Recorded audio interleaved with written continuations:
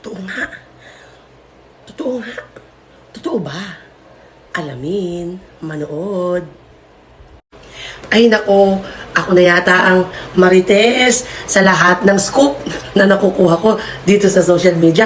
Siyempre naman, karapatan ko rin naman ay update kayo sa mga namamarites ko, sa mga followers ko. Oh, mga marites, labas dyan.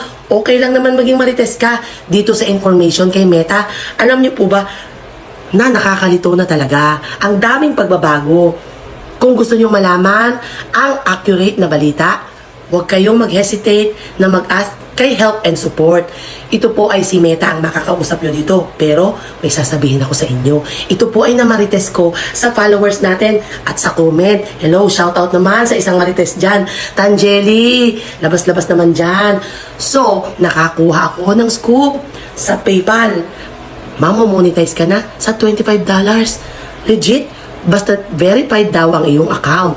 Kalain mo yan, from $100 na minimum to $25 lamang ay pwede ka nang ma-monetize. Totoo kaya ito? It's you to find out. Kaya, alamin natin yan. At kapag nalaman nyo yan, pakibulong na din kay The Lady Boss.